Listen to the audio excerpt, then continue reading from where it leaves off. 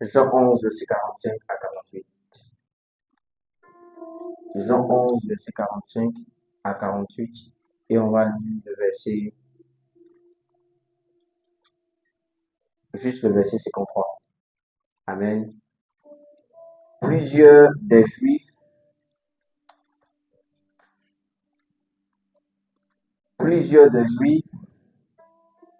qui étaient venus vers Marie et qui virent ce qui fit Jésus crurent en lui. Mais quelques-uns d'entre eux allaient trouver les pharisiens et leur dire ce que Jésus avait fait. Alors les principaux sacrificateurs et les pharisiens assemblèrent les Sanhédrin et dirent, que ferons-nous, car cet homme a fait beaucoup de miracles. Si nous le faisons faire, tous croiront en lui, et les Romains viendront détruire notre vie et notre nation. Au verset 53, dès ce jour, il résolut de le faire mourir. Amen. Tu peux t'asseoir. Amen. Alors, un culte qui précède cette semaine, notre croisade d'évangélisation dénommée coup d'état spirituel. Coup d'état spirituel. C'est pourquoi je suis habillé comme ça.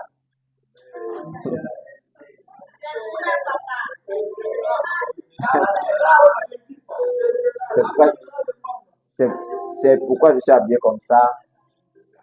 Et quand j'ai expliqué la mer maritime, j'avais dit quoi? C'était ceux qui allaient, après le CDS, aller dans les maisons, travailler. Non, est-ce que c'est ça? Non. Ça, c'est l'armée eau et forêt. C'est ça, non? Mais l'armée marine, c'est eux qui partent dans les maisons, etc. Parce que le prochain CDS, on aura beaucoup besoin des personnes qui vont aller dans les maisons. Non seulement partager des dons, mais prêcher à certaines familles. Donc, je me mets dans cette peau déjà, prophétiquement. Amen. Alors donc, mes frères, nous sommes en train de parler des dimensions de l'amour. Aujourd'hui, je vais pas cabrer le message, je vais pas stopper. Je vais parler des dimensions de l'amour, mais ça sera pas longueur, largeur, hauteur, profondeur, mais ça va regrouper toutes ces, toutes ces dimensions. Amen. Qui est satisfait de sa dimension spirituelle?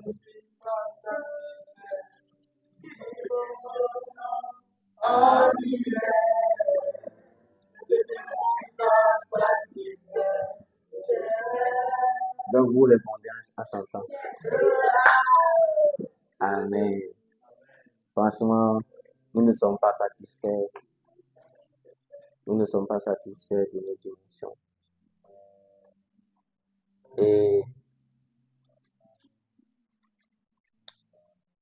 il faudrait qu'on sache une chose, mes frères, c'est que chaque dimension nous appelle à souffrir.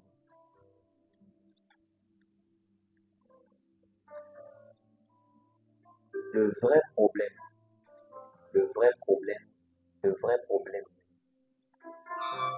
des gens qui ne partent pas dans une autre dimension avec le Seigneur, c'est parce qu'ils refusent de souffrir. Il n'y a aucune dimension qui ne te demandera pas de souffrir. Toutes les dimensions que nous devons atteindre dans la souffrance. Personne, mes frères, n'est en haut sans souffrir. Personne. Personne ne peut monter divinement. Dieu ne peut pas élever une personne qui n'a pas souffert avec lui. C'est pourquoi la Bible dit, si vous souffrez avec lui, vous allez aussi régner. Parce qu'il n'y a pas de règne sans souffrance. Et chaque personne, pour passer à un autre niveau, doit quand même traverser une souffrance. Tu dois passer par une souffrance. Et souvent, lorsque tu vois la souffrance, tu refuses de passer à ce niveau. C'est quoi souffrir? Le verbe souffrir désigne le fait d'éprouver une douleur physique ou morale, de subir une situation pénible ou de supporter quelque chose. Du latin, j'aime ça. Souffrir, ça veut dire supporter. Il signifie aussi endurer, tolérer. En parenthèse, souffrir que. Trois points de suspension. Ou être affecté par un défaut ou déficit. Il se conjugue avec l'auxiliaire avoir, effectivement. Et le passage qu'on vient de lire révèle une chose. Chaque dimension. Vous savez, j'ai remarqué quelque chose, sans vous mentir. Quand Dieu t'aime, il augmente tes souffrances. C'est une parole forte. C'est une parole très forte. Quand Dieu t'aime, il augmente tes souffrances. Mais une souffrance qui est positive, pas une souffrance qui est négative. Mais quand Dieu t'aime, il ne te fait pas fuir la souffrance. Bien au contraire. Quand tu regardes l'apôtre Pierre, il dit même Dieu. Il dit Père mes brebis, Père mes brebis. Et puis après, il lui dit, voici la mort par laquelle tu souffriras pour mon nom. L'amour que Dieu a pour toi ne va pas diminuer tes souffrances. Ça va augmenter tes souffrances. Mais c'est en augmentant les souffrances que tu passes à une autre dimension. Fuir une souffrance, c'est fuir la dimension à laquelle Dieu t'appelle. Regardez un peu Jésus. Jésus vient de ressusciter une personne qui s'appelle Lazare. Il a l'onction pour le faire, et puis il le fait. Dès qu'il finit de faire ce miracle, les gens cherchent à le tuer. Il y a des gens comme ça qui vont dire, mais Seigneur, même quand je n'étais pas en Christ, je ne souffrais pas comme ça. Et depuis que j'ai donné ma vie à Jésus, j'ai comme l'impression que les problèmes ont augmenté, effectivement. Venir à Christ, c'est pas éviter de souffrir. L'apôtre Paul dit, une porte large mais ouverte, et les ennemis sont nombreux. Plus tu passes à une autre étape de ta vie, plus le nombre de tes ennemis augmente. Donc quand tu demandes à Dieu une nouvelle dimension, et que tu vois la souffrance et que tu fuis, en réalité, c'est la souffrance qui va t'empêcher. La souffrance que tu rejettes là, c'est elle qui va t'empêcher de passer à une autre dimension. Oui, vous allez aller à la terre promise, mais vous allez traverser un désert. Et dans Somme, la Bible dit que Dieu a envoyé Joseph. Et puis Dieu a voulu qu'il souffre. D'abord. Parce que c'est dans la souffrance, croyez-moi, qu'on teste la solidité d'une personne. C'est dans la souffrance. C'est dans la souffrance. Après la résurrection de Lazare, qui était mort depuis 4 jours, les principaux sacrificateurs et puis le Sanhédrin, ce sont des ennemis costauds. Ils ont résolu de le tuer. La première résurrection de Jésus, c'était la fille de Jairus. Elle venait à peine de mourir. Elle était malade. La deuxième résurrection, c'était quelqu'un qui était mort. Puis le même jour, on partait l'enterrer. La troisième résurrection de Jésus, c'était quoi? Lazare, 4 jours. Quand ils ont vu que le gars là partait d'une dimension à une autre, ses ennemis devenaient plus costauds. Donc là, maintenant, les principaux sacrificateurs. Avant, c'était les pharisiens. Plus tard, c'était les principaux sacrificateurs. Plus tard, les principaux sacrificateurs ont appelé le Sanhédrin. Vous savez c'est qui le Sanhédrin?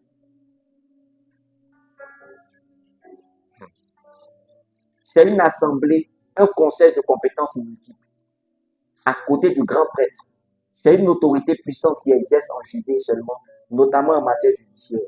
En matière judiciaire, le Sanhédrin est aussi le tribunal suprême, dont une des fonctions vitales est la promulgation du calendrier.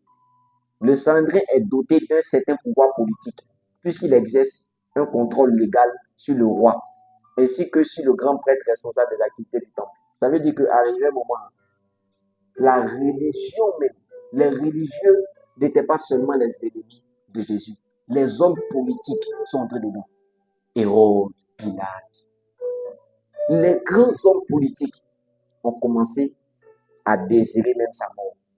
Au départ, c'était, il avait des petits bobos avec les membres de sa famille. Arrivé un moment, ça commençait à être les pharisiens. Arrivé un moment, les sadduciens sont entrés dedans. Arrivé un moment, les sadduciens et les pharisiens sont partis prendre les principaux sacrificateurs. Arrivé un moment, c'était le grand prêtre qui est entré dedans. Arrivé un moment, c'était le Saint-Brin.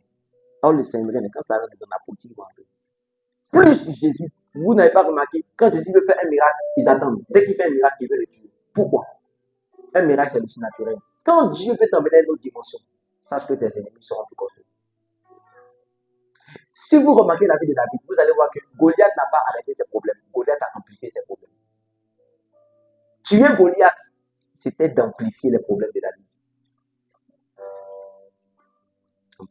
Le prophète Kakou Sévérin disait qu'il fouillait. Arrivé au moment, il se disait, mais qu'est-ce qui se passe? Il dit, mais c'est une onction qu'il aime, mais en même temps, cette onction-là t'attire des problèmes. Une onction que tu aimes, tu ne peux pas la laisser, mais en même temps, elle t'attire des problèmes. Elle t'attire des ennemis. Les gens vont essayer de te détester. Les gens ne vont pas t'aimer. Tu vas ajouter plus de jaloux contre ta vie. Quelqu'un qui n'a rien n'a pas de jaloux. Quelqu'un qui commence à faire quelque chose, plus, c'est là que tu vas voir combien de jaloux vont s'asseoir. Comment faire pour que tu tombes? Comment faire pour que tu tombes? On te voit. Tu as commencé à faire un grand. Il y a quelqu'un. Ils vont envoyer une go. Tu vas tourner autour de toi pour te faire tomber dans le péché. Ils vont envoyer. Ils vont envoyer. Ils vont envoyer. Oh, ils vont envoyer. On connaît les attaques du diable. On sait qu'il ne change pas sa manière. Mais malgré que tu sais, il y a plusieurs qui tombent dedans. Le diable, les attaques. 1 Samuel 17, verset 34 à 35. David dit à Saoul, ton serviteur faisait paître les brebis de son père. Et quand un lion ou un ours venait en enlever une du troupeau, je courais après lui, je le frappais et j'arrachais la brebis de sa gueule. S'il se dressait contre moi, je le saisissais par la gorge, je le frappais et je le tuais. Quelqu'un qui finit de délivrer quelqu'un. Les gens sont fâchés, ils veulent le tuer. Mon frère, chaque délivrance, ma soeur, chaque délivrance que tu fais, il ne faut pas penser que l'ennemi, celui pour qui tu as prié et qui a été délivré, les démons de sa famille vont se lever contre lui. C'est pourquoi vous allez voir, il y a des gens qui finissent de faire des délivrances et puis ils finissent par tomber dans les publicités. Ils ne savent pas qu'après une délivrance, au lieu de se tuer, ils sont là, ah, il y a délivré à chasser. Non, mon frère, c'est toi qui as chassé. Il n'y a pas de souci. Ils vont venir en renfort, pas contre seulement la personne, mais contre toi, qui a eu l'autorité, qui a eu l'audace. C'est comme ça que vous allez voir beaucoup de gens tomber, beaucoup d'hommes de Dieu tomber. Toi, tu as fini de faire une délivrance, tu as fini de faire une croisade. Des démons sont sortis. Il y a des gens qui ne tombent même pas. Ils ont changé de mentalité. Ce sont des démons qui sont partis.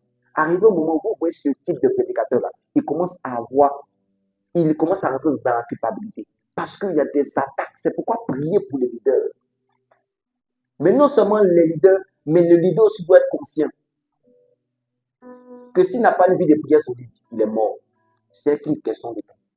On va te prendre. David dit qu'il a défendu la brebis. Il enlève la brebis dans la gueule du lion ou de l'ours. Et qu'est-ce qui se passe? L'ours et le lion viennent contre lui. Les esprits des autres que tu as chassés, la sœur, elle était là, c'était l'esprit des autres que tu as chassés. Il veut rentrer, il ne rentre pas. Parce que tu lui as enseigné la parole. Ils vont venir un jour dans ta faiblesse, ils vont te faire tomber. Ils vont te faire tomber. Et toi, il dit, toi-même, tu serais étonné. Ils vont te faire tomber. Le délivreur est tombé. Celui qui délivre. Celui qui délivre est tombé. Je ne vous dis pas ça pour avoir pour votre cœur. Parce que EDC aussi, vous entrez dans une maladie. qui est tellement misérable. Après cette prédication, s'il y a des délivrance peut-être au cours de ta spirituelle, ils vont appeler. Hé, toi, alors que ce que vous ne savez pas, c'est que celui qui ne monte pas dans une dimension, je vous ai dit la dernière fois, une fille est une charge, une femme est une aide. Lorsque tu n'atteins pas la dimension que tu dois atteindre, qu'est-ce qui se passe? Tu commences à être une charge. Vaut mieux avoir une charge que être une charge. Quand tu montes en grade, tu as une charge. Quand tu restes petit, tu as une charge. Tout homme doit évoluer. Ton âge seulement ne doit pas évoluer. Ton esprit doit évoluer. Ton âme doit évoluer. Je souhaite que vous prospérez à tous les cas comme prospère l'état de vous. Ça! Regardez la vie de Paul. Acte 16, verset 17 à 19. Acte 16, verset 17 à 19. Elle s'est mise à nous suivre. Peut-être comme je dis ça, tu vas croire que Jean, c'est parce que nous sommes dans l'ancienne alliance. Elle s'est mise à nous suivre, Paul et nous, en criant. Ces hommes sont les serviteurs du Dieu très haut et ils nous annoncent le chemin du salut. Elle a fait cela pendant plusieurs jours. Paul agacé s'est retourné et a dit à l'esprit, je t'ordonne au nom de Jésus-Christ de sortir d'elle. Il est sorti au moment même. Ça, c'est pas la joie, ça. Regardez ce qui se passe au verset 19. Quand les maîtres de la servante ont vu disparaître l'espoir de leur gain, ils se sont emparés de Paul et Silas et les ont traînés sur la place publique devant les magistrats. Vous connaissez la suite. Parce qu'ils ont délivré une fille, c'est une servante. Si tu veux une nounou, ils ont délivré la nounou. La nounou, là où elle travaille, l'esprit la nounou, ce sont ses maîtres qui l'ont donné ça. Ils se sont fâchés contre qui? Pas contre elle, contre ceux dont les... Vous comprenez ça? Les combats viennent sur ta vie. Comme si le prophète a tout sévère ce mot quand il parlait. Vers, quand il n'était pas loin de sa disparition, je vais dire comme ça. Il disait, il sentait qu'il y avait même des gens qui le combattaient, des hommes, des prophètes. Tu finis de faire délivrance après. Il y a certains fils de son église qui disaient, pourquoi toujours ces capous? Pourquoi toujours ces capous? Un homme de Dieu si humble. Un homme de Dieu si humble. Les combats, vous savez, arrivé un moment. Vous savez, Jésus, les combats étaient externes. Arrivé au moment quand vous allez mourir, Jean 7, vous allez voir les frères qui lui disent, mais il faut aller te montrer. Jésus dit non. Arrivé au moment Jésus, il avait d'abord des combats externes. Arrivé au moment, c'est rentré au sein de sa famille. Et puis ils ont laissé ça maintenant. Quand ils ont vu qu'on ne pouvait pas l'atteindre, ils sont entrés maintenant au sein de sa famille spirituelle. Il est plus facile de tuer un homme de Dieu en passant par un de ses fils, en passant par les petits. Judas. Jésus a dit pour la première fois, mon âme est prise jusqu'à la mort, parce que Satan est passé par Judas. Dans Somme, la Bible dit que toi que j'ai élevé, en mangeant ensemble, tu batailles. Quand l'onction grandit, regardez Judas, il voit, on vient faire offrande à Jésus. Judas dit, toutes les offrandes vont chez Daddy. Il ne c'est pas possible. Ça, c'est pas clair. Moi, je vais avoir pour lui. Il a vendu son idole. Les combats, les frères, plus l'onction grandit, plus les combats grandissent, plus les ennemis grandissent, plus les pièges deviennent plus larges. C'est pourquoi, si tu as peut-être un grand homme, moi souvent, quand je vois des gens, des petits problèmes, vous n'arrivez pas à résoudre, des petits problèmes, des petits chamailleries, vous n'arrivez pas à résoudre. Vous n'allez jamais atteindre la grandeur. Parce que vous ne savez même pas comment gérer ça. Des petites choses sur la terre, vous ne savez pas. C'est vous qui voulez avoir de quoi. Vous me parlez de quoi? La grandeur, vous savez, c'est quoi? Le stress que certains leaders portent. Attends, vous pensez que c'est du jeu? Vous pensez que c'est du jeu? pour penser que c'est du jeu. Avant-hier, il y a une fille même qui m'a dit que son papa lui a dit non, toi, je n'ai plus affaire à toi. J'ai affaire à ton pasteur. C'est à ton pasteur que j'ai affaire. Mais laisse, je vais rentrer. Je vais rentrer en bourse. Je n'ai plus affaire à toi, j'ai affaire à ton pasteur. Eh, si ce papa l'essaie, c'est pas bon pour lui. C'est pas bon pour lui. C'est pas bon pour lui. En tout cas, c'est pas bon pour lui. Il dit qu'il n'a pas fait à elle. Imagine, tu finis de prêcher à une fille, elle est délivrée. Et son papa est dans les oui. Son papa dit attends, je vais rentrer en bourse. Il rentre en bourse et puis il fait ses trucs en madjabajaba. Il fait son marabout. Et est-ce qu'il savait? C'est dans l'impudicité. Toi, les vont couper tes os. Il dit, attends. Il n'y a pas, il dit, peut-être quand elle va mourir ici, là, les gens vont prendre conscience de vie. Comme à chaque fois, il n'y a pas un qui est mort, et puis c'est éclaté. On dit il est mort parce que les gens ont tué, parce qu'il était dans l'impudicité. Les petits choses, vous faites. Vous allez voir. Il y a un qui a mouru un jour. Quand il va mourir, et puis ça va éclater même. Tout le monde va savoir qu'il est mort parce qu'il y a quelque chose qui s'est passé. Il dit, je suis en train de prier. Je suis en train de prier pour que Dieu fasse une chose. Vous savez, il y a un qui va aller coucher avec une fille. Vous voyez comme les chiens, ils seront collés. Tu ne pourras plus. Et puis tout le monde va te voir. Il dit, ça sera. Est-ce que tu sais comment Dieu humilie? Dieu humilie. Quand tu fais, tu te caches, tu te caches. Un jour, tu as parti. Quand tu as voulu retirer, là, ça ne va pas. Vous devez regarder. Qu'est-ce qui se passe? C'est retiré. Dieu va vous punir comme ça. Tout le monde va venir voir. Jusqu'à arriver, on va prendre ton téléphone, on va appeler le pasteur. Le pasteur est venu. Ma seule condition que j'ai dit, nous coupons. On n'a qu'à couper. Les gens sont têtus. On les a pas quoi s'appeler. Ne t'inquiète pas. Ne t'inquiète. Est-ce que c'est comment Dieu humilie? Dieu aime. Mais quand il te parle, et je ne sais pas pourquoi je parle comme ça, il y a son client dedans. Regarde, fais attention. Je ferme la parenthèse. Moi, quand je prêche comme ça, oh, il y a des gens. Il y a des gens. Fais attention. Fais attention. Hein. Et ça peut se faire. Si il vient, il dit coupons, on coupe. Et tu vas pas dire, ah, mon ouais. On coupe. On coupe et puis c'est fini. On a coupé. Ouais, bon, ouais, pasteur, on ne peut pas prier. Je n'ai plus l'onction. Il n'y a plus d'onction pour faire ça en coupe. Ouais. On va couper. Alléluia. Les combats, mes frères. Passer à une autre dimension demande de souffrir. Accepter de souffrir.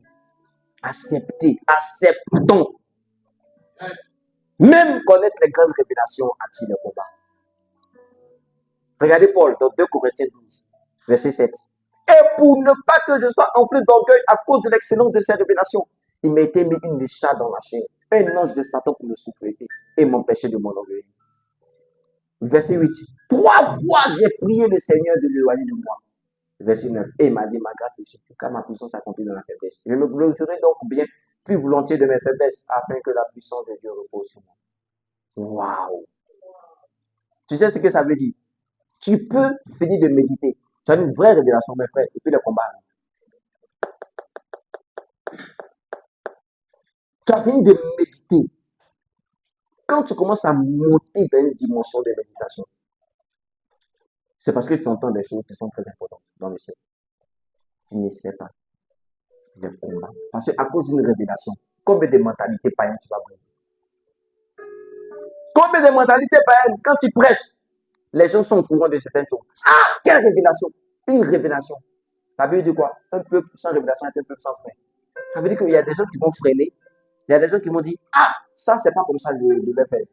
Ça veut dire, la révélation ne te fait pas avancer. La révélation te fait freiner d'abord. La révélation te dit, là où tu partais, là, c'était pas là-bas. Il faut aller quelque part. Comment tu vas aider des gens par la prédication que tu médites? Ils vont te combattre. Et c'est pas truc pour briser, pour ne même pas qu'ils entrent dans l'orgueil. C'est un ange de Satan qui a venu frapper. Même un ange de Satan. Il est parti au 3e ciel. Il vient sur la terre. C'est un ange de Satan. Toi, tu es au 3e ciel, mais c'est un ange du 2e ciel qui arrive à te faire mal. Tu prêches bien, tu as de belles révélations, mais tu n'as même pas un vélo pour te déplacer. Dieu souvent fait ça, mes frères. Il fait ça. Il fait ça pour te briser. Il fait ça, il fait ça. Tu as des révélations. Je dis, tu connais, tu sais ce que c'est. Tu te dis, mais attends, moi, si je sais. Pendant que tu sais, pendant que tu écris des notes, tu as des révélations qui viennent. Mais, c'est dans l'ombre, tu caches. Dieu fait ça. Dieu fait ça. Tu fais ça. Il y a l'onction de Moïse qui bégaye. Il y a quelque chose. Tu as dit, mais est-ce que les gens vont croire? Et puis Jésus dit, ne pousse pas les gens à croire à toi, pousse les gens à croire à moi. Ne prêche pas ta vie, prêche ta foi. Prêche ta foi. Imaginez l'apôtre Paul, il vient, et puis il est malade. Et pendant qu'il est malade, il vient, puis il explique ce rima. Les gars, je suis parti au 3e ciel. Puis je risque de ne pas croire. On dit, puis toi, qui t'a payé? C'est un démon. Franchement, on risque de ne pas croire. Toi, c'est un démon qui veut te paralyser comme ça. Et puis tu es parti au 3e ciel. Tu as entendu des faits extraordinaires. Vous voyez un peu, pour briser son orgueil. Dieu brise. Aller une autre dimension, ça demande ça. Ça demande ça. Aller une autre dimension. Ça demande ça, mes frères. Ça demande ça. J'ai compris quelque chose. La dimension de voir Dieu, et c'est la vérité, est plus au-dessus de la dimension d'entendre Dieu. Exode 33, verset 20. L'Éternel dit, tu ne pourras pas voir ma face, car l'homme ne peut me voir et vivre. Donc j'ai réalisé que, en fait, quand Jésus est en train de dire ça, il était juste en train de dire que l'homme ne peut pas me voir. Et puis, il ne va pas perdre quelque chose. Parce que mourir, c'est perdre. Tu dois forcément perdre quelque chose. Job dit, Job 42, verset 5, mon oreille avait entendu parler de toi, mais maintenant, mon œil t'a vu. Si tu vois Dieu, c'est clair que tu vas perdre quelque chose. N'est-ce pas que Job a perdu pour le voir? S'il dit à Moïse, personne ne peut me voir et vivre, est-ce que Job ne vivait pas? Si. Il était juste en train de dire, personne ne peut me voir et puis ne pas perdre quelque chose. Tu vas perdre. Mes frères, tous ceux qui montent à une autre dimension décident de perdre. Tous ceux. Tu sais pourquoi tu ne montes pas à une autre dimension? Parce que tu ne veux pas perdre ce que Dieu te dit de perdre. Ah, je sais. Tu n'es pas prêt à perdre. Tu n'es pas prêt à perdre. Je sais ça. Tu n'es pas prêt à perdre. À perdre des choses. Jacob, quand il finit de voir Dieu, qu'est-ce qui se passe? Il perd quoi? Dieu, pour le bénir, qu'est-ce qu'il fait? Il frappe. Quand il sort de cette présence, il a perdu quelque chose. Il a perdu sa démarche, mais il n'a pas perdu sa marche. Par contre, il y a des gens, ils perdent leur marche, mais ils gardent leur démarche. C'est ceux-là qui ne parlent pas de leur dimension. Il a perdu sa démarche, mais il a gardé sa marche. Mais il a perdu quelque chose. Il a perdu son confort. Qui aime marcher comme ça? Tout le monde veut marcher comme ça. Mais il a accepté de perdre. Mes frères, je vous assure, même dans le monde spirituel, les formations, ils décident de perdre quelque chose. Vous allez voir, il y a forcément quelque chose. Jésus ne nous demande pas ça. Ça, c'est une autre chose de politique. Même pour eux, c'est négatif. Ils vont perdre quelque chose. Ils vont perdre même peut-être.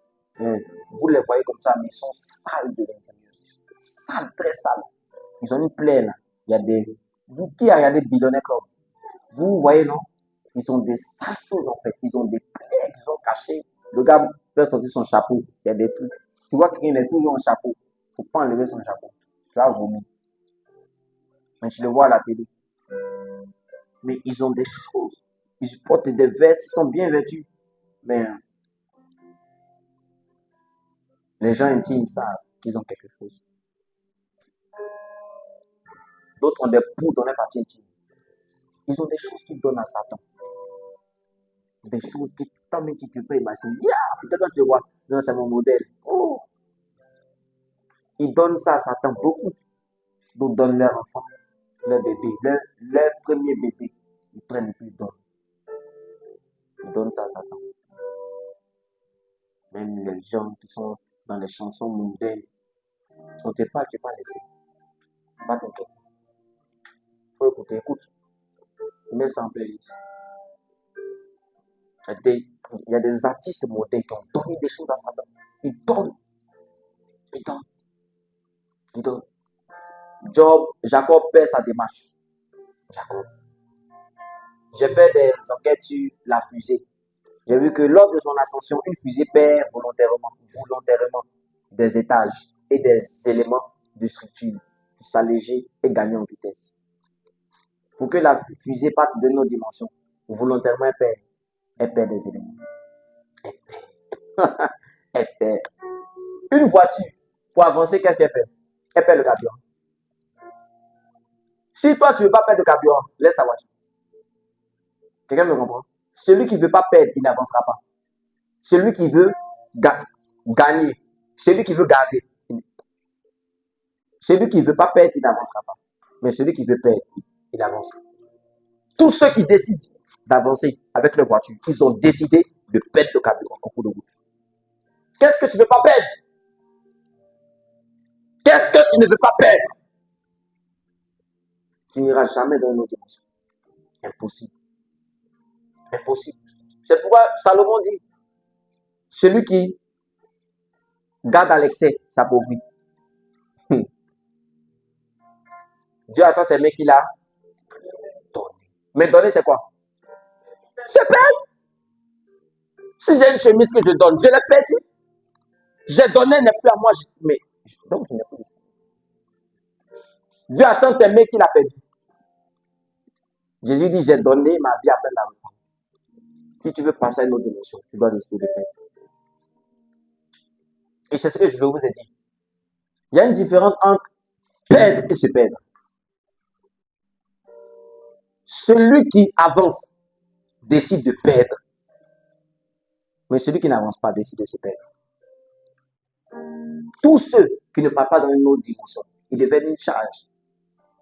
Regardez par exemple, un bébé, il est une charge.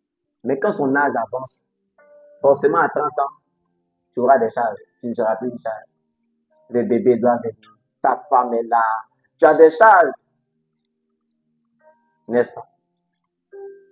Mais quand tu avais 10 ans, c'était normal d'être une charge. Mais quand ton âge avance, tu as une charge. Mon frère, chaque fois que tu ne vas pas passer dans une autre dimension, c'est parce que tu refuses d'avoir une charge. Tu veux forcément toujours être une charge. Et c'est là ton problème. Ton problème, c'est que tu aimes la facilité. Tu ne veux pas souffrir. Parce que tu sais que pour avoir une charge, tu vas devoir sortir, aller chercher l'argent, t'occuper de ta femme, t'occuper de tes enfants, n'est-ce pas? Donc tu préfères être toujours chez papa comme un gros bébé, manger du riz, et puis penser, ouvrir tes narines, manger. Tu sais que quand tu vas enceinter ta femme, elle aura un bébé, tu vas t'en occuper. 2 bébés, 3 bébés. Si ça vient tripler, comment tu vas faire? Tu as besoin, tu sais que tu n'es plus le bébé, tu sais que tu n'es plus obligé de dire, papa, j'ai besoin de, papa, j'ai besoin de. Sors de cette charge, tu dois avoir une charge. Quand ton âge augmente, tu sais que toi-même, tu grandis, tu dois avoir une charge. N'est-ce pas? Tu dois avoir une charge. Notre problème, c'est ça. La chute de Salomon a commencé comme ça. Ecclésiaste 2, verset 9 à 10. Je devins grand, plus grand que tous ceux qui étaient avant moi dans Jérusalem, et même ma sagesse demeura avec moi. Tout ce que mes yeux avaient désiré, je ne les ai point privés. Je n'ai refusé à mon cœur aucune joie. C'est là le problème de Salomon. Le problème de Salomon, c'est qu'il a décidé de ne plus se priver de quelque chose. Qu'est-ce qu'il a dit? Il dit, il est devenu le plus grand. Oh, malheur à lui. L'orgueil est entré dans son cœur. Le problème de Salomon, c'est ça. Pour lui, il était le plus grand. Donc, qu'est-ce qu'il a fait? Il a décidé de ne plus se priver. Salomon est juste en train de dire que si tu veux aller dans une autre dimension, tu dois te priver. C'est ce qu'il est en train de dire. Personne, mes frères, ne peut aller dans une autre dimension et ne pas se priver de quelque chose. Personne. Personne. Jésus même dit, ces sortes de démons ne sont que par la prière et les jeûnes. C'est la privation. Il y a des dimensions de montagne qui tombent lorsque tu te prives de quelque chose. Parce que le jeûne, c'est se priver de quelque chose. Pas forcément se priver de nourriture, mais se priver de quelque chose. Tu montes à une autre dimension lorsque tu te prives de quelque chose. Personne ne peut monter en gardant quelque chose. Tu vas forcément te priver. Comme la fusée, quand elle monte, elle perd volontairement des stages. Et c'est volontairement. C'est pas involontairement. C'est volontairement. Volontairement. C'est Abraham qui, quand Dieu lui parle, il se lève, il dit, je donne Isaac. Et Dieu dit, non, ne donne pas. Volontairement. Dieu n'a pas obligé. Il dit, tu me donnes, et puis il donne volontairement. Il est monté en grade. Dieu a juré. Dieu dit, je jure par moi-même, Abraham. Si tu crois qu'il m'a mis. Si Dieu était tout à l'heure, il dit, Nala. Lui-même, il dit, Dieu dit, je jure. Dieu même dit à Abraham, tu vas voir ce qu'il t'a fait. Je te garde. Ce qu'il t'a dit de faire. Ciao. Parce qu'il a décidé de perdre. Il a décidé de perdre. Il n'y a pas de dimension sans privation. 1 Corinthiens 9, verset 25. Tous ceux qui combattent s'imposent toute espèce d'abstinence. Et ils le font pour obtenir une couronne corruptible. Mais nous, faisons-le pour une couronne plus corruptible. Mes frères,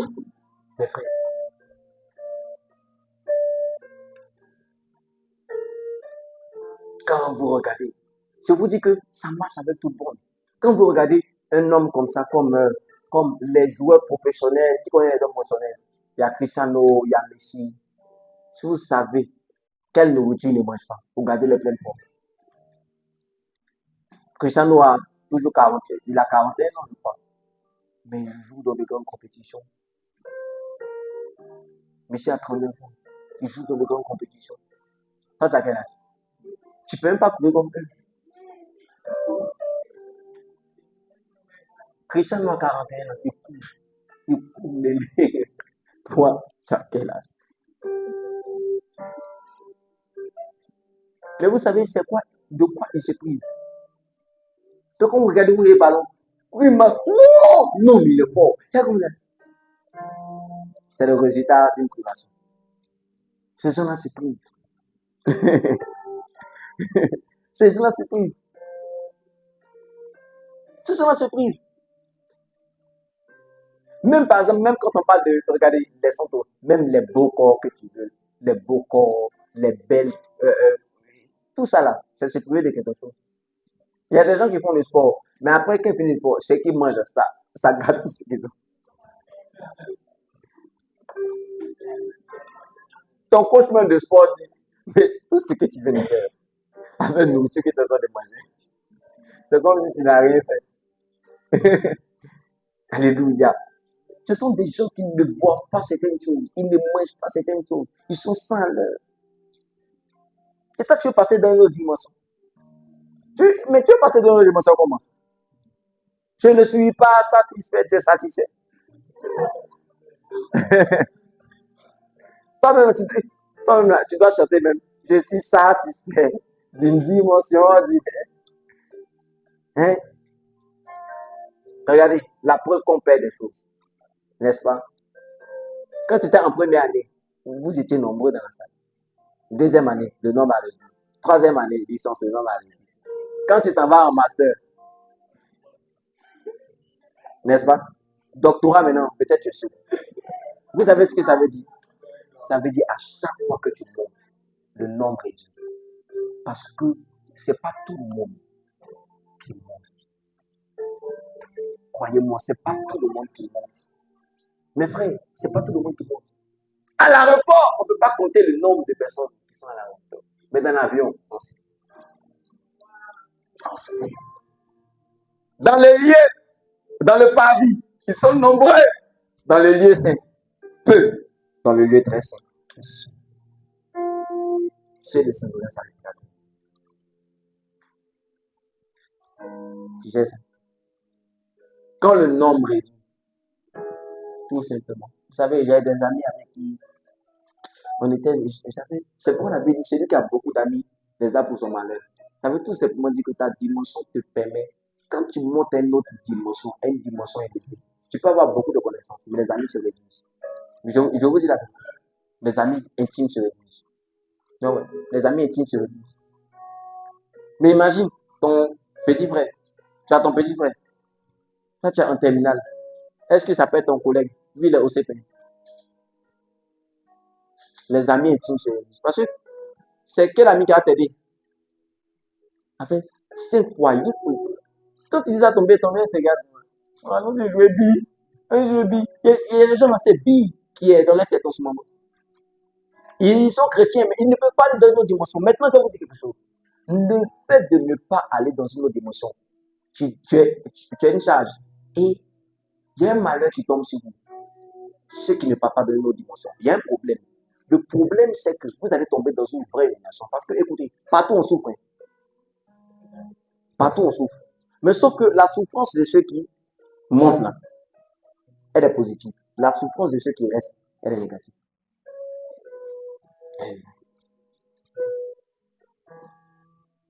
Non, en cas, c'est de la vie. Imagine, tu as un enfant.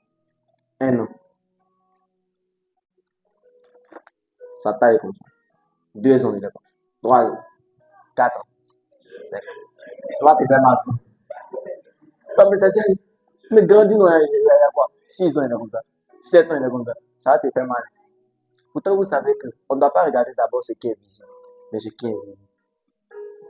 Parce que tu veux un homme qui a une grande taille, mais qui n'a rien dans la tête. Vous savez pourquoi? Celles qui recherchent ça n'ont rien dans la tête. Je veux un gars qui est grand de taille, mais n'a rien dans la tête. C'est que sur toi, tu veux les abdos. Mais spirituellement, il est vide. Toi, tu marches avec un homme spirituellement qui est vide, mais tu es mort. Votre mariage n'a pas ressemblé à quoi? Il n'a rien dans la tête. C'est pas que bon, la Bible même, ça ne t'intéresse même pas. Toi, tu veux une go avec les rondeurs. En fait, c'est ça. Toi, ta priorité là, c'est une go avec les rondeurs. Quand tu parles, rondeur là, tu vas voir après toi. Toi, là, toi, ta priorité là, ce sont les rondeurs. Tu la décides même, tu viens sur papier là, tu dis ça comme ça. Et puis, ventre là, tu fais ça mince comme ça, comme tige de balai. Et puis, derrière là, tu fais ça comme ça. Et puis, mollet là, tu fais ça comme ça. Elle-même, quand elle marche, elle est comme ça. Elle-même, elle ne sait même pas. Quand elle marche, tu ne sais pas si elle fait comme ça, mais si elle fait comme ça. C'est ce que tu veux. Il ne faut pas t'inquiéter. 2 ans après, tu vas te mettre à pleurer dans la chambre là, jusqu'à pour sortir même de ta maison, tu auras des problèmes. La priorité, c'est quoi? C'est l'esprit. Ce qui est dedans. Ce qui est dedans. Ce qui est dedans. Ce qui est dedans. L'apôtre Paul, qu'est-ce qu'il a fait de mal? Le verset 21 à 23. Tous ceux qui l'entendaient étaient dans l'étonnement. Hier, on était parti visiter certaines personnes pour le CDS. Pour le CDS passé. De bonnes nouvelles. De faire la baptise. Mais la première maison, quand on a dépassé, il y a une femme qui est en train de regarder. L'apôtre Ivan Kassanou. C'est le prophète là! C'est le prophète qui a prêché la dernière fois là. Tout le monde était étonné. On me connaît ici. Les gens n'ont pas oublié mon visage. Et les sorciers, ils n'ont pas oublié mon visage. Vous comprenez? Peut-être elle ne regardait même pas l'apôtre Ivan Kassanou à cause des mentalités qui sont. Elle a commencé. Il dit, c'est pas comme si quand on est venu, elle était en train de regarder. Moi, mais c'est ça qui me touchait. Et puis elle a laissé tout ce qu'elle faisait, elle est là comme ça. On vous envoie des chaises pour venir ici. Il a dit, la première maison, c'est pas là-bas, mais on arrivait. Et puis, qu'est-ce qu'elle a dit? Elle dit, vous passez là-bas, vous me dépassez. Vous passez, vous me dépassez, je suis la première maison. Waouh! Et les démons maintenant. Et les sorciers sont là-bas. Quand il est passé, mais là,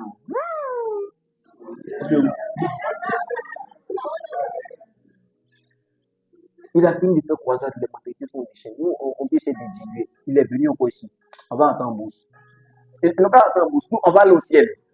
On va aller au ciel. On va aller au ciel. Alléluia. Alléluia. Chaque dimension, mes frères, t'as-tu de combat? Les gens savent. Allez là, ici, là, je ne sais même pas qui est censé encore, je ne sais pas. Acte 9, verset 21 à 23. Tous ceux qui l'entendaient étaient dans l'étonnement et disaient, n'est-ce pas celui qui persécutait à Jérusalem ceux qui invoquent ce nom?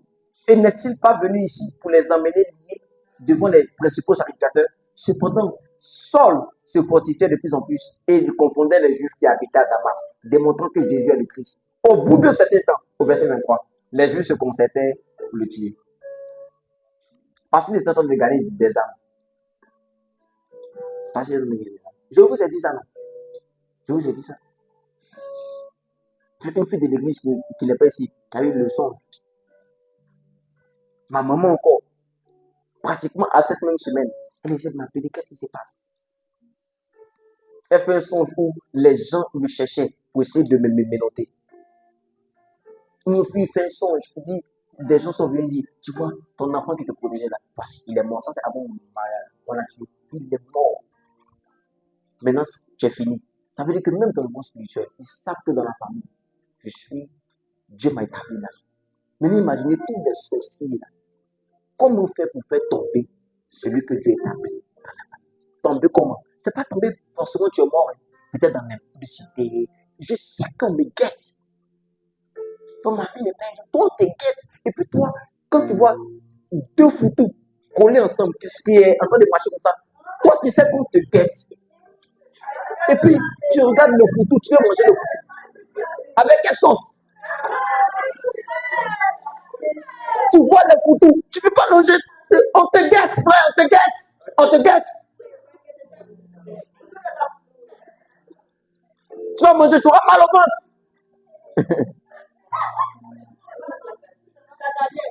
Fais attention. Fais attention. On te guette. À chaque fois que tu as on te guette. Toi, tu ne sais pas. On a ciblé ça à 14 heures. Il va passer là. Ok. Il dit, une vraie goût va se transformer en vrai tout. Où tout le monde voit, quand on passe là, tout le monde voit ces moutons. Toi, tu vois une vraie goût en forme. Mouton, parce que tu vois un mouton en forme là. C'est comme ça la transformation en goût. Tu passes, tu mets comme ça. Hey, tu peux faire transfert, tu ne sais pas, mon frère. Mon frère, fuit. On te guette. Les gens te guettent, ils ne savent pas. Et quand tu tombes là, dans la réunion là-bas, il est tombé. Il est tombé. Il est tombé. Maintenant, ce n'est pas peut-être pour te tuer, c'est pour que le plan puisse se manifester dans la famille d'enfants. Parce que Dieu est là. Fais attention, les gens te guettent, et toi tu ne sais pas.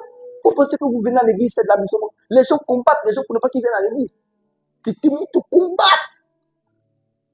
Pourquoi tu viens à l'église? Fais attention. Au bout de certains temps, les gens se concertaient pour le tuer. Pour le tuer.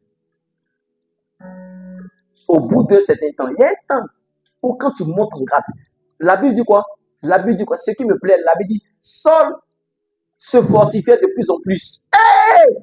Comme il se fortifiait de plus en plus, aussi il cherchait avec. Je ne sais pas si tu comprends. Il faut qu'on le tue parce qu'il commence à. Il commence à être abattu. Il commence à monter. Quand tu montes en grade, hey! On doit le tuer, on doit le tuer, on doit le tuer, on doit le tuer, on doit le tuer, on doit le tuer. Hey! On doit le tuer, on doit le tuer.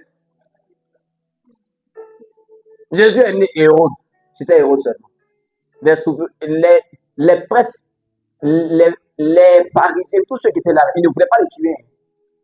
C'est Hérode ceux qui voulaient le tuer. Ah, ils ont manqué la ça à grandir.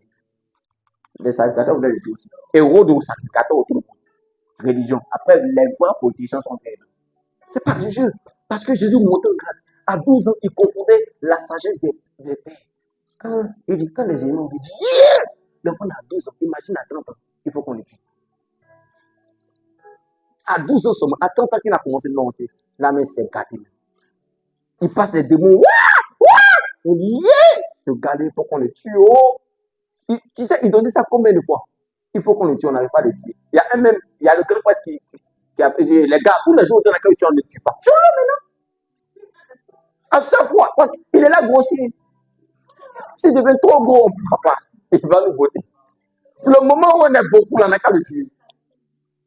Il y a un qui a dit, on ne sait pas comment. Ils ont fait le truc là jusqu'à Judas lui-même s'est levé un jour. Il dit, il faut qu'on tue. Il faut qu'on le tue. Il faut qu'on tue. Hein? Même le mariage, c'est une autre dimension du célibat. Mes frères, je vous assure, le mariage, là, quand tu es en dedans, C'est d'abord pour souffrir.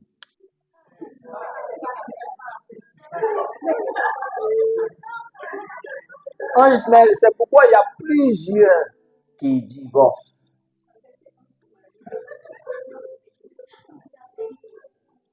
Oui, c'est un nouveau marié, donc peut-être qu'il ne peut pas comprendre. Mais maman et maman peuvent comprendre. Moi, je sais ça. On rentre là, c'est pour souffrir. Je vous promets, on rentre, c'est pour souffrir. Je vous ai dit quoi? Quand Dieu t'aime, il te fait passer par des choses qui vont te faire souffrir. Je vous promets, je vous assure.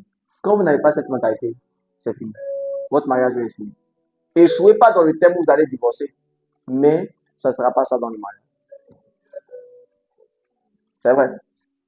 1 Corinthiens 7, verset 28, parole de vie. Pourtant, si tu te maries, tu ne commets pas de péché. Et si une jeune fille se marie, elle ne commet pas de péché. Mais les gens mariés auront beaucoup à souffrir dans leur vie, de tous les jours.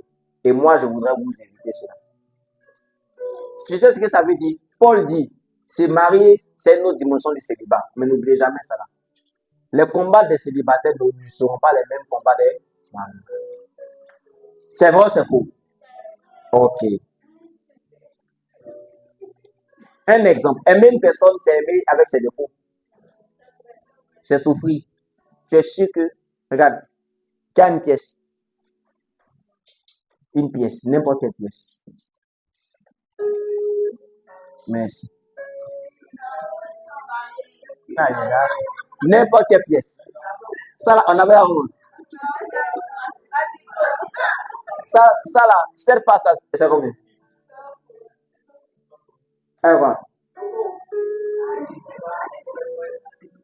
Celui qui a pris la pièce là, même s'il aime là où il y a 100 francs, est-ce qu'il n'a pas pris l'autre côté?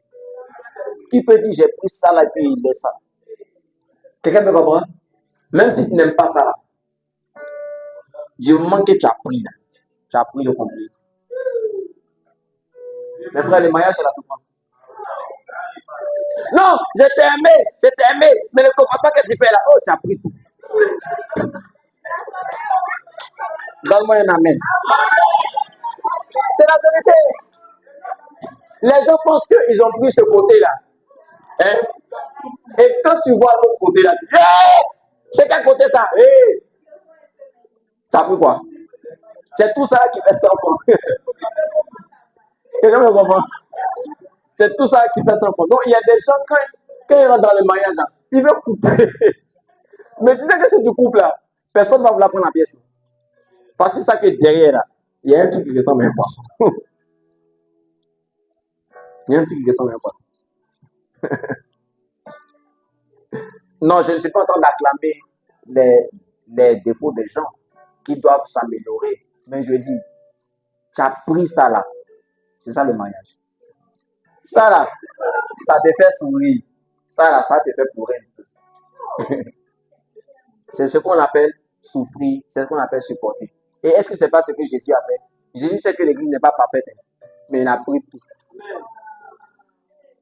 C'est pourquoi on dit aimer comme Christ et la forme d'être soumise comme. Il a pris tout. Il a vu et puis dit bon, il était pris. Les choses ne doivent pas te faire fuir. Tu fuis pourquoi? Parce que tu as souffert. Aimer, c'est accepter de souffrir. Hein. Pardonner tous les jours. C'est ce que l'apôtre Paul dit. Il dit souffrir dans leur vie tous les jours, de tous les jours. Supporter l'autre, investir sur l'autre, donner pour l'autre, c'est souffrir. Un bonheur de souffrance. Un bonheur de souffrance. Qui veut être enceinte un jour dans le mariage? Les femmes veulent faire des enfants. Oui. Mais une femme enceinte, c'est quoi? Une femme enceinte, c'est quoi? Une femme enceinte n'a pas de combat comme les autres femmes qui ne sont pas enceintes. Une femme enceinte, pendant un moment, elle va perdre sa beauté. Un peu. Qu'elle le veuille ou non. Tu vois, toi, ta beauté que tu aimes là, souvent même, mon maman est pas bon, c'est quand même normal. Mais la plupart du temps, non, elle a perdu quand même quelque chose. Regardez bien. Même son teint. Voilà. Oui, mais on n'a pas de secret. J'allais vous montrer une photo une photo d'une femme. Il dit, son nez là, c'est devenu mon fils. Elle est belle, hein? Mais bébé qui vénère. Hein? Mais si tu lui dis, non bon, oh, ta beauté commence à être bizarre. Elle s'en va pas enlever le bébé, elle va dire non. Donc, toi qui aimes tellement, tu veux tout le temps qu'on t'apprécie. Faut pas faire d'enfant. Alors que vous savez qu'une femme, mais c'est notre dimension. Faut passer à une autre dimension. La multiplication, porter quelqu'un pour qu'il puisse venir au monde. C'est un don de Dieu. Mais pour passer par ce don-là, tu vas souffrir, tu vas perdre un peu ta beauté, ton teint, tout ça. Là. Il y a des femmes qui ont la nausée, elles dorment quand elles ne veulent pas dormir, elles mangent quand elles ne veulent pas manger. Elle peut se lever à 2 heures, j'ai faim. Elle me sait que ce n'est pas normal, mais elle vit des choses. Une femme enceinte a des malaises qu'une femme qui n'est pas enceinte. D'accord. Mais elle a décidé. La preuve, Genèse 3, verset 16. Il dit à la femme, j'augmenterai la souffrance de ta grossesse. Ça veut dire avant le péché, il y avait une souffrance dans la grossesse. Pourtant, sans péché. Ça veut dire que la souffrance n'est pas un péché. Dieu avait prévu ça. Quand Dieu t'aime, il met un peu de souffrance. Tu sais pourquoi on dit? Parce que celui qui ne souffre pas un peu ne connaîtra jamais la valeur de la chose. Sans souffrance, là, je te promets, tu ne connaîtras pas la valeur. C'est pourquoi il y a des gens qui banalisent certains cadeaux. Parce qu'ils ne connaissent pas le prix. Laisse-le souffrir un tout petit peu. C'est pourquoi j'ai réalisé quelque chose et puis Dieu m'a dit ça. J'ai des livres là. J'ai des livres. Je ne vais pas faire ça à tout le monde, mais à quelques-uns. Maintenant, quand ils vont vouloir prendre ces livres, ce sont les puissants livres. Je leur dis, mets 1000 francs au moins. Ce n'est pas pour moi, mets 1000 francs dans la tête de livre. Il va lire. Quand il va lire, il sait qu'il a mis un peu. Parce que souvent, quand tu prends ton livre là, il est là, moi, sauce graine. Ils sont pourquoi? J'ai remarqué que quand quelqu'un ne participait un peu, il ne connaît pas la valeur. Donc, même quand ça tombe, il dit, ah, c'est tombé. Mais quand il a mis son argent, il voit son argent. C'est vrai, c'est fou. C'est pourquoi Dieu permet qu'on souffre un peu pour connaître la valeur. Toi, tu vas voir miracle, bébé miracle. Et puis, bébé miracle, ça, et puis tu vas pousser, je sais qu'il va tomber. Hé, c'est que regarde. Il y a un deuxième bébé qui vient. Mais tu vas voir comment elle va sauter. Et elle va dire, hey, tu dis pas de quoi. La douleur. À cause de bébé miracle, elle a failli perdre beaucoup de choses. Donc, vous imaginez un peu. Vous imaginez, à cause de bébé miracle, elle a expliqué un peu le témoignage. Elle a failli perdre beaucoup de choses. Perdre même sa vie. Une femme enceinte peut perdre sa vie. Vous comprenez ça? Pourtant, une femme qui n'est pas enceinte. Mais elle veut tous enfanter. Ça veut dire quoi? Elle veut accepter la souffrance. La souffrance que Dieu a dit, elle veut. Est-ce que je m'entends? Tu veux. Les gens veulent entreprendre, ils ne veulent pas souffrir un peu. Tu auras des gens qui vont peut-être voler tout ton argent parti. C'est pas que tu n'as pas assez prié ou bien tu n'es pas bon gardien. Tu as fait tout, mais les gens ont volé. Tu as fait tout de poulet. Arrivé au moment un jour, tous les poulets sont morts. Tu t'assois, tu ne sais pas si tu as crié, si tu as. Tu ne sais pas. Tous les gens que vous voyez, des entrepreneurs qui sont devenus grands, ils sont des gens qui ont traversé des souffrances. Mais il y a une chose qu'ils n'ont pas lâché, la persévérance. Ils sont déterminés. Toi, pendant ta carrière, je vais réussir. J'ai réussi. Ah, mon frère, avoir un enfant, avoir des enfants, nourrir l'enfant. Le plus dur, vous savez, c'est quoi? Éduquer un enfant. L'école de l'enfant, tout ça. Et tu vas vouloir que tes enfants partent dans les meilleures écoles. Moi, comme ça, je veux que mes enfants partent dans de meilleures écoles. Ce n'est pas les EPP Koto que les EPP éperviers. Non, pas du tout. Ce sont les vraies écoles. Qui veut que ses enfants partent dans les vraies écoles? Dites la vérité.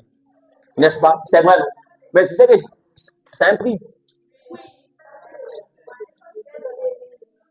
Est-ce que vous savez que accepter d'avoir un enfant, c'est accepter d'avoir des charges? C'est vrai, c'est vous. Mais tu veux être papa un jour. C'est que tu veux passer par la souffrance. Ouais, on dit école, maintenant école. 500 000. Imagine quelqu'un qui n'a pas d'enfant, 500 000. Qu'est-ce qu'il va faire ça? Je ne sais pas si vous me comprenez. Mais quelqu'un pense que c'est 500 000. Il s'en met ça dans l'école des enfants. Il y a fourniture. Ça nourriture. Et il s'est le matin. Il ne veut pas aller à l'école. C'est quoi? transport chaque jour. Est-ce qu'on peut bénir Dieu pour nos parents? Bénir Dieu pour ton papa. Bénir Dieu pour ta maman. Bénis-les. Ce sont des héros. Alléluia. Il dit ouais. C'est pas du jeu. C'est pas du jeu, mes frères. C'est pas du jeu. Tes parents t'ont pas tout dit. Peut-être il y a d'autres même. Ils s'est cachés. Ils n'ont même pas dit à l'amour. Ils sont pas dit un peu de malawa un peu. Ils ont joué quelque chose pour que au moins toi tu. Alléluia. C'est là qu'on comprend que refuser de souffrir, c'est refuser d'aller de l'avant. Qui est d'accord avec moi? Refuser de souffrir, c'est refuser d'aller de l'avant. C'est refuser d'aller de l'avant. Je vais terminer avec ça. David.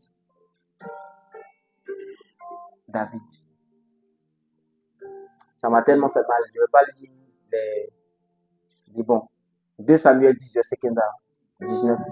Les Syriens, constatant qu'ils avaient été battus par les Israélites, rassemblaient toutes les troupes. Hadadézer envoya des messagers mobiliser les Syriens habitant au-delà de l'Euphrate. Ceux-ci arrivaient à Hélam et à leur tête se trouvait Shobak. Si tu ne sais pas prier en langue, il faut lire les noms des noms. Mais ça arrive comment ça va venir. Tu dis son Shobak, Hélam, Shobak. Ça va venir ta suite. Je nous ai dit. Hein. Tu vois que c'est un élément. Faut lire. Souvent, quand tu dis chronique et à emprunter, c'est pour t'aider à apprendre la langue. Toi, tu ne sais pas, tu sautes ça.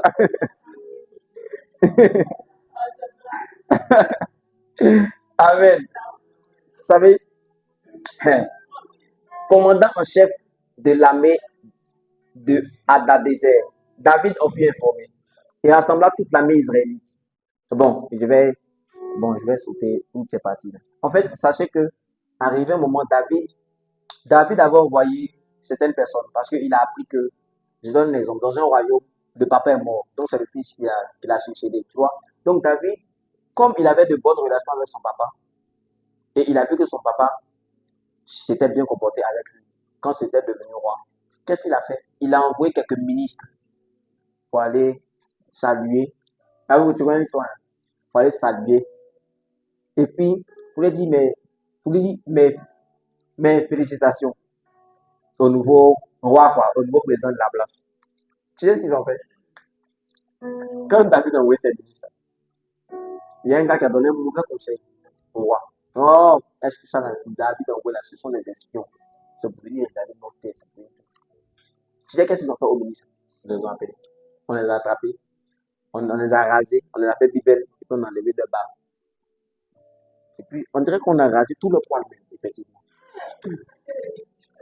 Je me souviens un jour, il y avait quelqu'un qu'on avait hébergé à la maison là-bas. Et moi, je venais. Souvent, ce sont les policiers qui faisaient ça. Souvent pour t'humilier, c'est comme ça. Et en Israël, c'est pas pour toucher les hommes qui n'ont pas de barbe. En Israël, quand un homme n'avait pas de barbe, c'était quelqu'un dans la relation juive, voilà. Donc, c'est pourquoi quand on enlevait ta barbe, c'était comme une humiliation. C'est pourquoi Jésus dit qu'ils ont enlevé ma barbe. Je sais pas si tu comprends. Donc, moi, je viens à la maison, puis je le vois devant la porte. Il s'appelait Valentin. Valentin était venu. Il dit, il est venu. Et donc, ça arrive, il est venu. Tout est beau comme ça. Tu vois un gars comme ça pour la première fois. Non seulement c'est belle. Je vous assure, tout est parti, même souci là. Ils ont levé tout. Il y a les airs déjà. Pourtant, elle n'avait pas. Donc, imaginez maintenant moi. J'ai ri quand je tombe. Je suis tombé. J'ai dit, je ris jusqu'à. Je dis, et puis je vais demander. Il dit, je ris. Alors que lui aussi, là, c'est un moqueur. Il ne faut pas me voir. Il dit, je ris jusqu'à je tombe. Ça attrape pour moi. J'ai ri. Mon petit frère venait là. Il rit. Tout le monde riait. Et un coup comme ça, il était calme, son téléphone. J'ai dit, mais Valentin, il y a quoi? Et puis il rit. Et puis il a dit, il dit, quelqu'un perd quelqu'un. Et quelqu'un perd, vous ne savez pas s'il a perdu son papa. D'aucuns n'a dit ça. Marie qui l'a dit, c'était un peu fort. Donc là, je me suis ressaisi un peu. Déjà, il me mentait. Il voulait qu'on cesse de rire. Mais quand on a appris que c'est parce qu'il a fait une bêtise, les policiers l'ont attrapé pour les raser. Imaginez ça encore. On a, oui, il est mort de nos mains. Ça fait donc, imaginez, c'est ce qu'ils ont fait aux gens au ministre de David. Donc, quand David même les a vus arriver, tu sais ce que David a dit? David dit, ne revenez pas à Jérusalem. C'est bizarre. Les gens ne vont pas vous reconnaître même. Ce que vous allez faire. Ce que vous allez faire, hein, retournez-vous. Allez-y vous cacher. Ou là même, j'ai oublié. En tout cas, pendant un long moment, jusqu'à ce que ça repousse un peu. Que vous parlez un peu. Ça a énervé David. Ah, David, on ne touche pas à ces gens. Il dit d'accord, il n'y a pas de souci. Donc David, et ces gens-là, ils savaient que la manière dont ils ont perdu l'église de David, David allait vouloir répliquer parce qu'il savait que c'est un homme de guerre. David aussi, son cœur là, souvent il ne laisse pas. Hein. Il dit non, que Dieu va régler le cas. Donc c'est comme ça qu'ils ont préparé une armée. C'était l'un des plus grands espoirs de David. Parmi tous les gens, le nom que David a tué. Et David a tué, et ce n'était pas des simples gars, c'était des généraux. Si par exemple on dit 4000, c'était 4000 généraux, des gens, des hommes de guerre. Et ce peuple-là, ils se sont alliés à deux autres peuples, trois peuples. David les a vaincus. Donc tu vois qu'il est vraiment content là. Et maintenant, voici l'erreur de David. N'oubliez jamais ça, c'est une erreur qu'on fait. Quand David finit d'avoir cet exploit, il fait quelque chose. Au prochain passage, 2 Samuel 11, parce qu'on vient de dire 2 Samuel 10. 2 Samuel 11, verset 1 à 7. Au printemps suivant, n'oubliez jamais, à l'époque où les rois ont coutume de partir en guerre, David envoya Joab et ses officiers en campagne à la fête de toute l'armée d'Israël. Vous savez, c'est là que Satan a eu David. La saison où David devait être en guerre, David a voulu se reposer. C'est là qu'il est tombé avec Bathsheba. Quand tu finis de faire un espoir hier, dis-toi que c'est un espoir qui s'est passé hier. Aujourd'hui, il n'y a pas d'espoir. Ça, c'est un. 2. La saison où tu dois aller en guerre. Parce que hier, tu as fait un espoir. Tu dois aller faire ça. Tu dis non que tu ne fais pas. Parce que tu es trop arrivé. Parce que tu as vu des généraux tomber. C'est là, mon frère. Il s'est promené. Il a fini de faire la sieste. Quand il sort, il voit une go. Elle est en train de se laver. Sur la dalle. Il regarde, il dit c'est Bathsheba. Il dit c'est qui c'est Bathsheba? Appelez-la. Elle aussi, la première fois, elle a vu David. La première fois, elle a donné.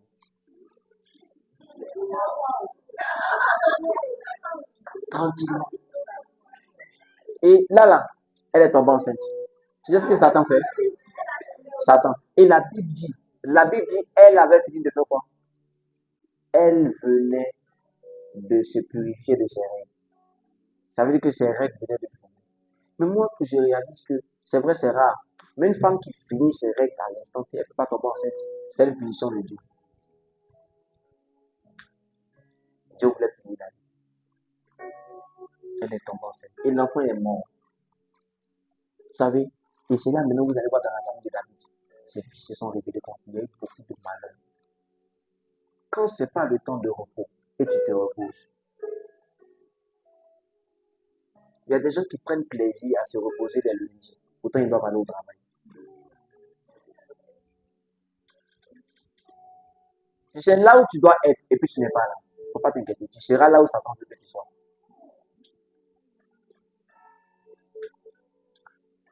Il y a des niveaux. Regarde, il y a des moments où tu fais des mauvais songes. Ça vient vraiment de Satan. Tu sais pourquoi? Parce que cette saison, tu ne dois pas dormir. Tu dois te lever au premier.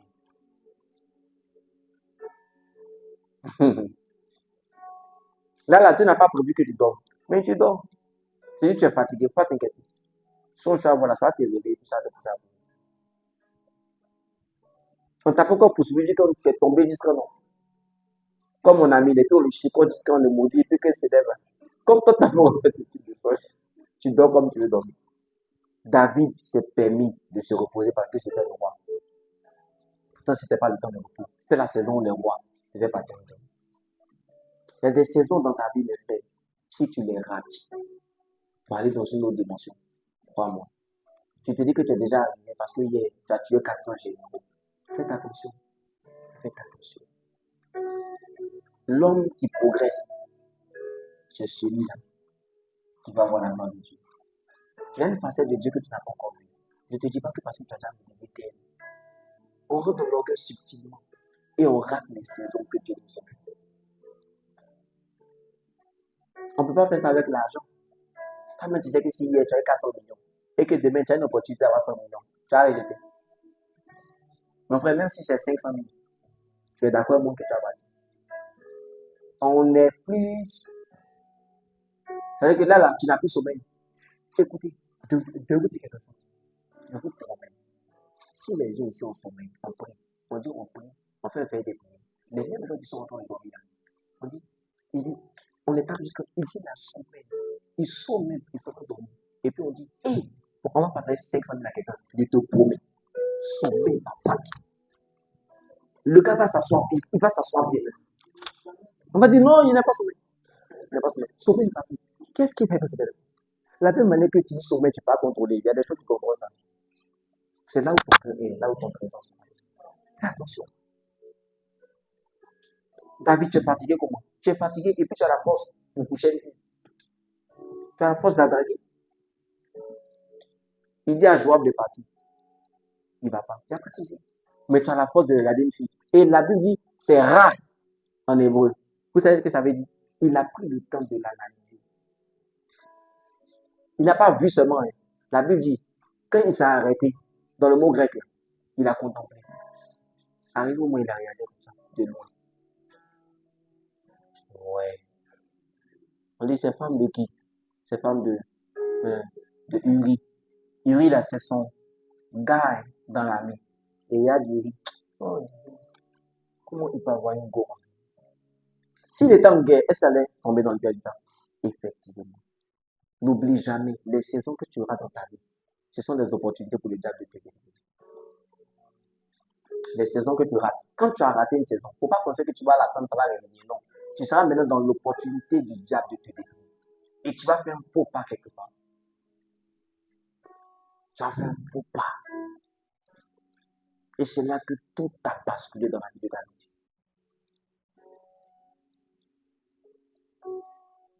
Un jour, il y a une personne qui m'a dit,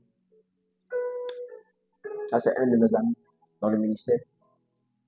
Il m'a parlé. Puis quand je parlais à lui, j'ai vu quelque chose, mais je ne pouvais pas lui dire. Parce que j'étais avec quelqu'un. Et je lui ai parlé en parabole. Et quand j'ai dit ça, parce que j'étais comme ça, je sentais que c'est le Saint-Esprit qui me parlait. Et quand il est venu de lui parler, il a dit, je comprends. Je comprends maintenant beaucoup de choses.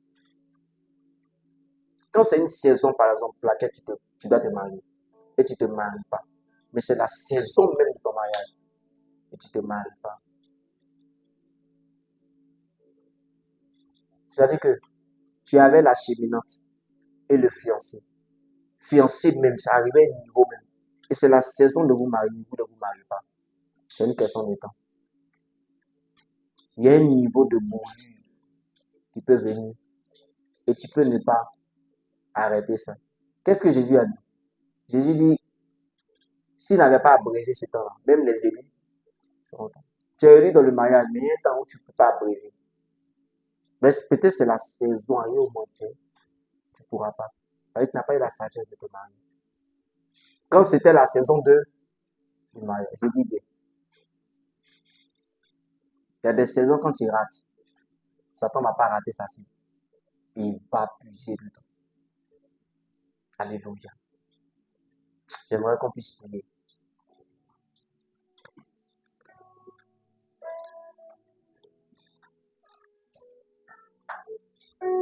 J'aimerais qu'on puisse prier.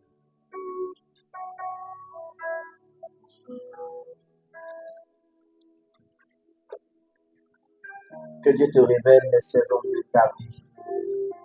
Les saisons de ta vie. Les saisons de ta vie. Les saisons de ta vie.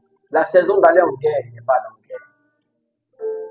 Il y a une saison que tu ne dois jamais rater. La saison où Dieu te dit, passe à 3 heures de prière, tu ne passes pas. passe, je veux que tu me donnes 3 heures de ton temps. Tu ne fais pas. Pourtant, Dieu t'a montré un songe. Ou dans le songe,